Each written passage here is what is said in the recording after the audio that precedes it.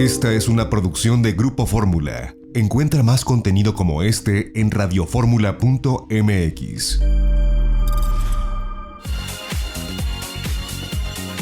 Más información en torno a esta terrible noticia, de verdad, con la cual nos despertamos el día de hoy y que tiene que ver pues con este luto que está viviendo la literatura, pues no nada más en España, en Barcelona, sino en todo el mundo. Se fue el gran Carlos Ruiz Zafón. Ya hablábamos acerca de su carrera, de sus inicios, cuando comenzaba el programa, y ya les comentaba también que hoy tengo la oportunidad, y le agradezco muchísimo el espacio, de verdad, de abrir la conversación con Emily Rosales. Emily Rosales es editor de Grupo Planeta allá en España, pero sobre todo es pues un amigo muy cercano, muy personal, que durante más de 20 años trabajó pues cerca, muy cerca de la pluma de Carlos Ruiz Zafón. Ho sento molt, Emily. Buen día. Buen día, muchas gracias por tus palabras. Realmente estamos desolados, todos sus amigos, sus colaboradores, sus editores, pero yo creo que de un modo parecido a como lo están tantísimos lectores en todo el mundo y en México también, que tenía muchísimos. Así es. Es decir, por una parte tristes, por otra parte sabemos que tenemos el tesoro de sus libros, que ha sido un privilegio acompañarle y que podemos volver siempre a ese maravilloso cementerio de los libros olvidados que nos regaló para siempre. Yo escribí en mis redes sociales hoy muy temprano por la mañana, me enteré alrededor de las 5 de la mañana de su partida, Emily, y lo primero que sentí fue una especie de que me había quedado trunco, ¿no? Que mi lectura él nos había dejado truncos, ¿no?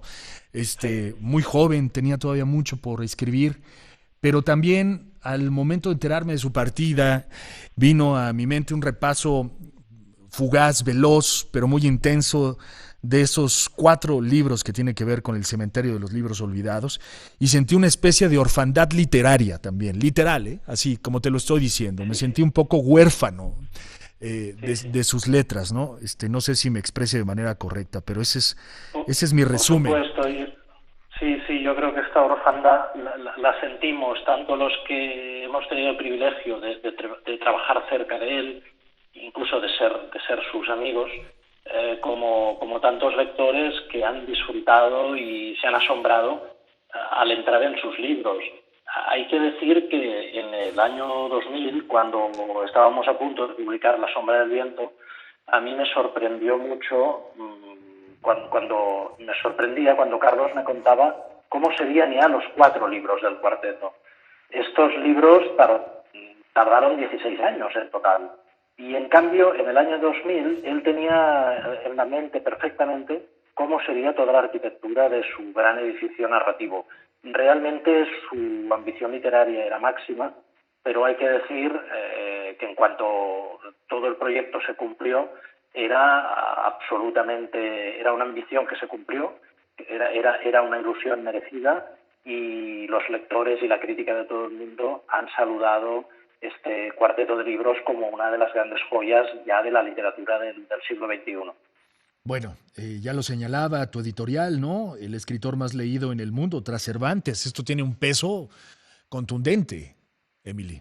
Tiene un peso contundente. Su mayor ilusión era llegar a los lectores, y ya lo había conseguido con los libros juveniles. Muchos oyentes quizá habrán leído también Marina o El príncipe de la niebla. Sí.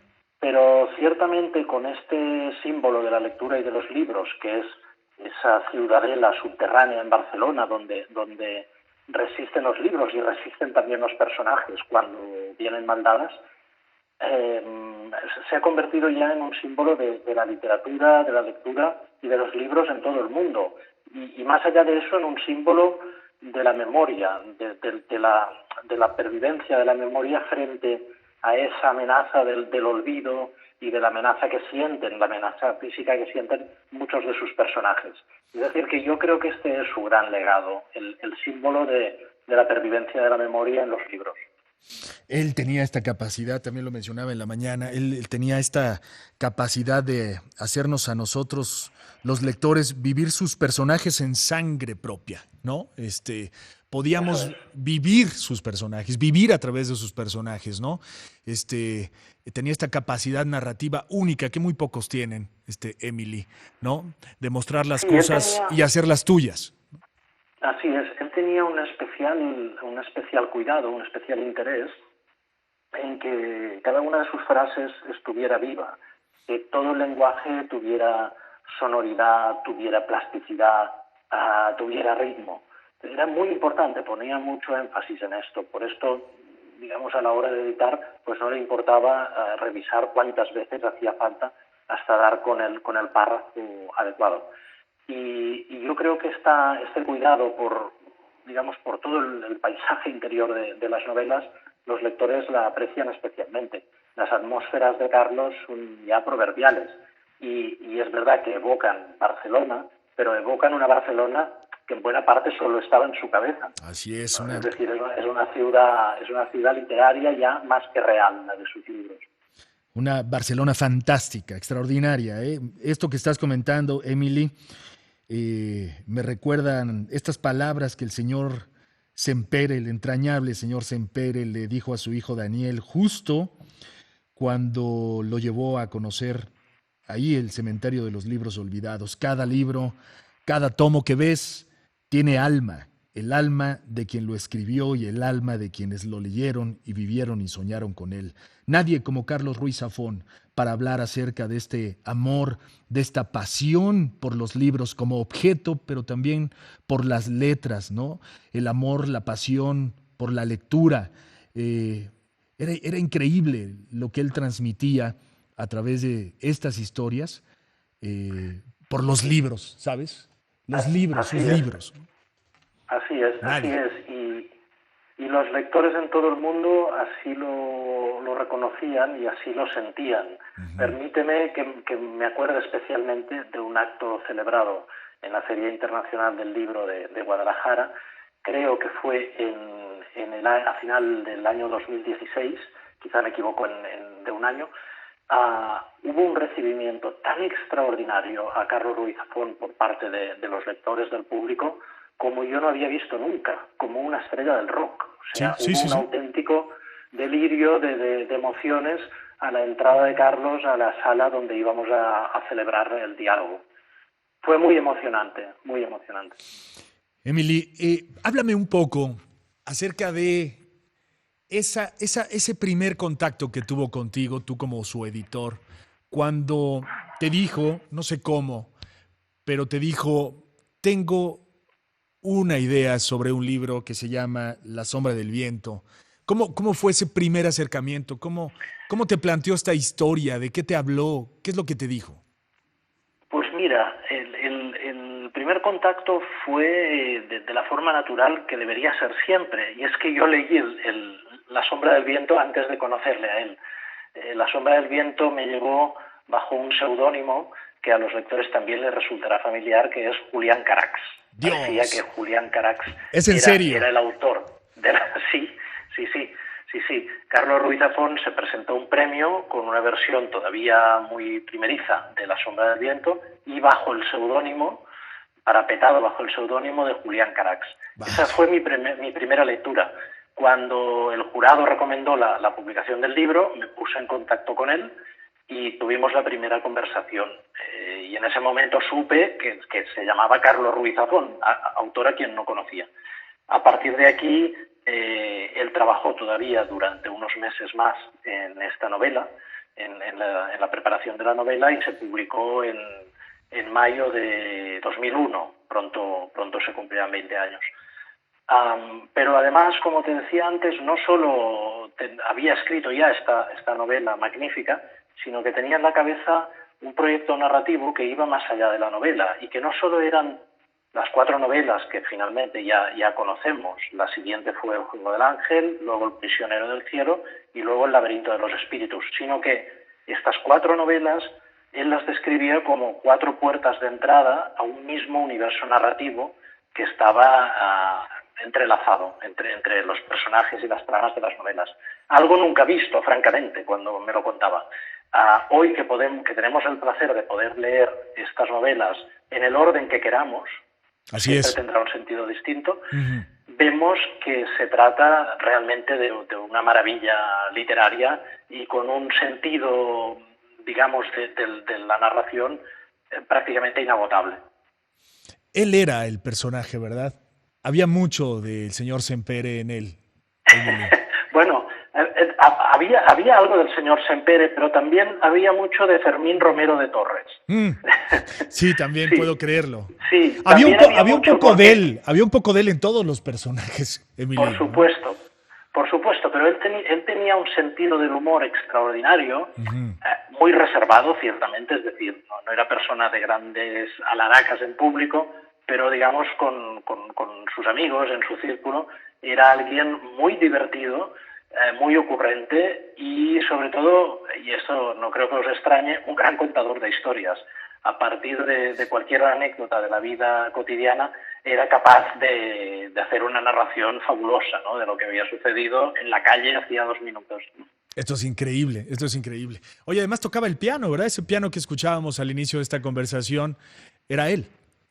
Así es, así es. La cosa que más le gustaba en el mundo era encerrarse en su estudio para escribir, pero la segunda cosa seguramente era también en su estudio componer piezas musicales. Tocaba el piano, componía y además, como habéis tenido la gentileza de introducir, cuando terminaba una novela también nos mandaba al cabo de unos días lo que llamábamos la banda sonora de la novela, que eran sus piezas de piano que había compuesto mientras iba escribiendo la novela, en los ratos de descanso o para relajarse o para inspirarse.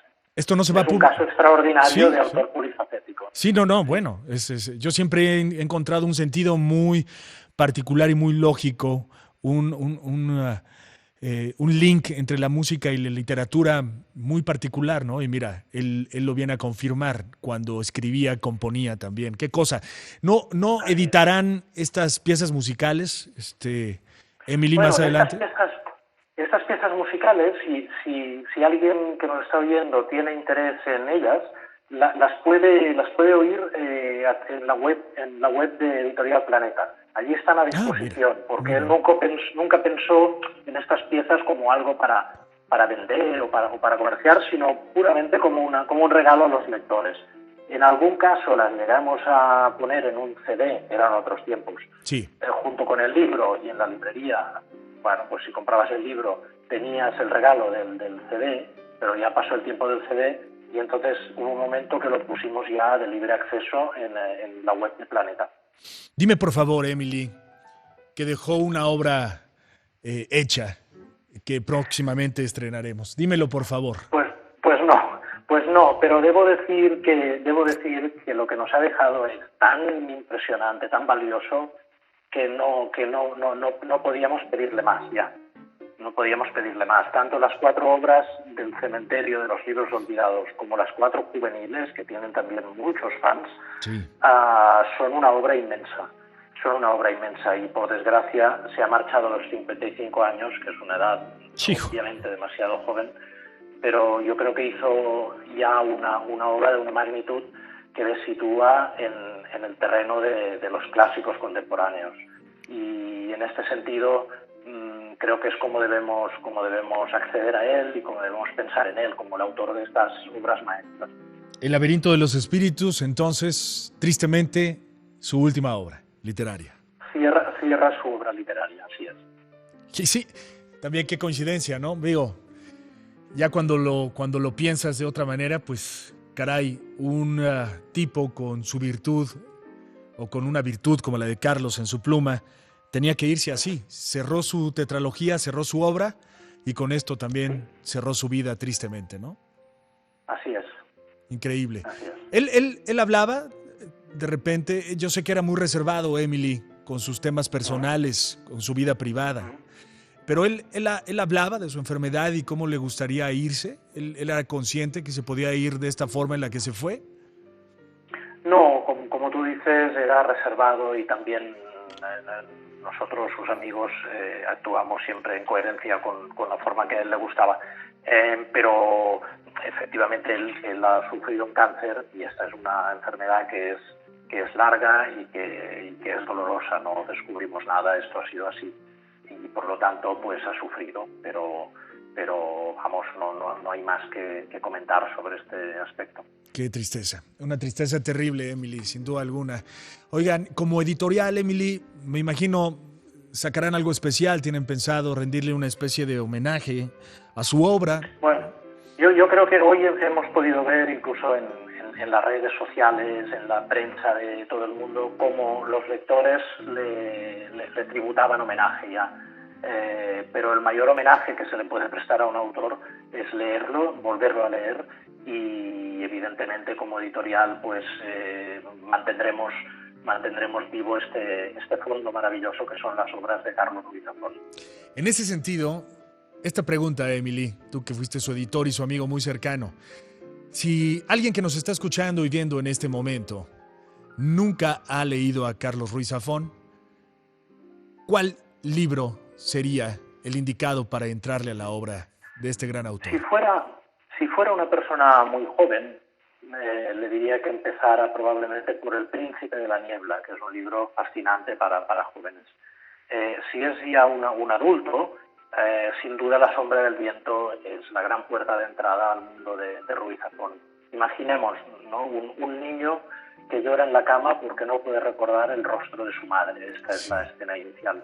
Así es. Y para consolarle, su padre le acompaña hasta un sitio secreto, especial, que es el cementerio de los libros olvidados. Allí podrá escoger el libro que quiera y el que escogerá se titula La Sombra del Viento. Y a partir de aquí empieza una aventura sin fin, una aventura hipnótica que nos lleva por mil sitios y nos acompaña incluso después de haberla leído. Es una obra extraordinaria, ¿no, Emily? Autores, escritores como Carlos Ruiz Zafón se dan, creo que cada cierta época y pasan muchos años para que un escritor como él vuelva a aparecer. Su lugar, irreemplazable. ¿Emily? Sí. Sí. No, creía que no habías completado la frase, perdona. No te preocupes. Efectivamente, yo creo que no hay que preocuparse por quién reemplaza a quién, sino disfrutar de la variedad de la literatura. Y ciertamente la de Ruiz Zafón tiene una personalidad absoluta y ha tenido, digamos, la virtud de en muy poco tiempo convertirse en un clásico de nuestro tiempo. Así es considerado en todo el mundo y muy bien. Para nosotros, sus editores, es un gran placer. Te mando un abrazo enorme, Emily, de verdad, y muchísimas gracias por la conversación, gracias por esta manera de recordarlo, y de verdad lo siento muchísimo, ¿eh? Un abrazo enorme. Muchas gracias y un abrazo a todos los lectores y oyentes. Gracias. Gracias a vosotros. Emily Rosales, desde España, editor de Grupo Planeta, amigo cercano de Carlos Ruiz Zafón, recordándolo. Caray, ahora que se fue. Esta fue una producción de Grupo Fórmula. Encuentra más contenido como este en radioformula.mx.